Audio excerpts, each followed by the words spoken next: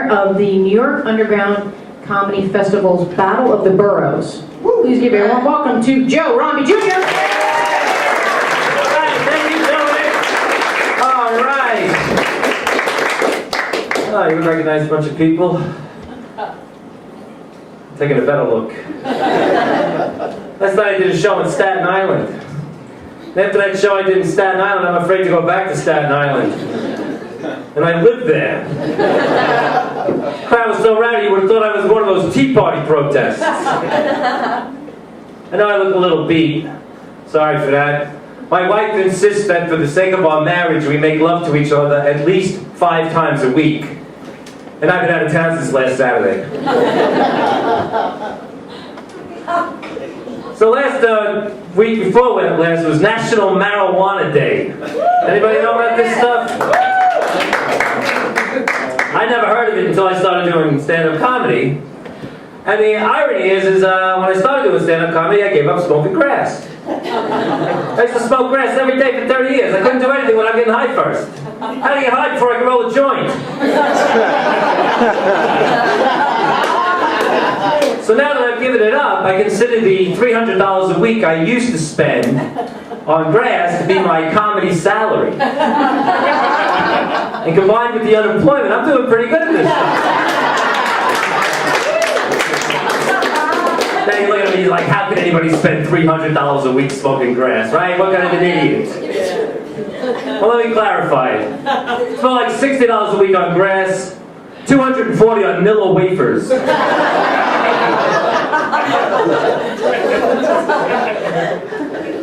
One of the disadvantages to not having grass on me all the time is that it's taken away my excuse for not being heroic. I see a guy getting beat up on the subway platform. I used to be able to say to myself, I can't do anything for him. I've got half an ounce of weed in my pocket.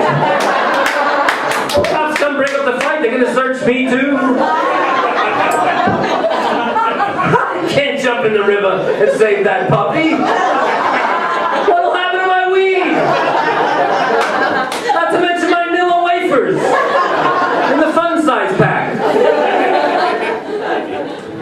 Well, it's the summer again. It's a little chilly tonight, but it is almost summertime again. And you know what that means? The ice cream man is back. I caught myself doing something funny the other day. I don't know if I've been doing it my whole life or if it was the first time. Making up lyrics to the ice cream truck music. Something like, when are you gonna move that truck? Do I have to come out there and choke you? And then the music will stop, and you never know for how long. And you gotta listen to this.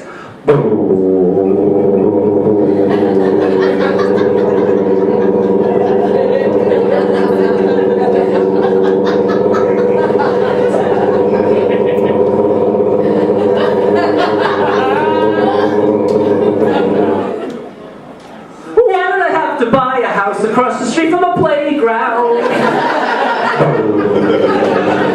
So I say to myself, I gotta say something to this guy. He's driving me nuts. It's 11 o'clock at night. So I put on some sneakers, I run down the stairs, I march across the street, I walk up to the window and I said, hey! And then I noticed his massive biceps. And the tattoos on him. Not to mention his pierced eyelids. On one side he had a tattoo of Moby Dick. Moby Dick picking his teeth with Captain Ahab's wooden leg. And on this side a colorful depiction of Satan sodomizing fright novelist Stephen King. So deeply that flames are shooting out of the best-selling author's nostrils and mouth. He looks at me and says, what? I said, root beer float. Said anything else? I said, yeah. You mind putting the music back on? I'm working on a second verse. So my name is Joe Romby Jr. And when you're a junior, you have to decide whether you're going to keep that on your name or not. Because it's kind of like being a human movie sequel. And let's face it, with the exception of Godfather Part 2 and The Bride of Frankenstein, nobody likes the sequel as much as the original. It's as if my dad was saying, I'm going to make sure nobody likes this kid more than they like me. So far it's working. So I asked my dad, I said, why did you name me after you, Dad? He said, well, son, I figure it would help convince the people who can't believe you're my kid. I said, who can't believe I'm your kid? He said, I can't! See, the thing about my dad is he wanted me to join the NYPD. Like, he didn't like my Uncle Eddie, didn't like my Uncle Dick, didn't like my Uncle Johnny, didn't like my cousin Richard, didn't like my cousin Danny, didn't like my cousin Jack, didn't like my cousin Jimmy, didn't like my cousin Brian, didn't like my cousin Billy, didn't like my cousin... That's just on my mother's side. Every other boy growing up on my block in Staten Island joined the NYPD. Not to mention my little sister Kathy. Which is just what you want to do, following your little sister's footsteps. But I agreed, I took the test, I got most of the answers right, then came the psychological portion of the examination. The doctor says to me, tell me, Joseph, what kind of a cop do you think you're going to be? I said, what do you mean? He says, well, where do you see yourself in 12 years? In 12 years? Laying back with a bogus knee injury, cashing pension checks. What do you think? Like my Uncle Eddie did, like my Uncle Richard did, like my cousin Danny did. So in order to get closer to my dad in another way, I took up golf. It's just what I needed. Another sport I can't do. In high school football, I was in one play all season and I fumbled. I say I fumbled because I don't know the technical term for having the ball bounce off your face.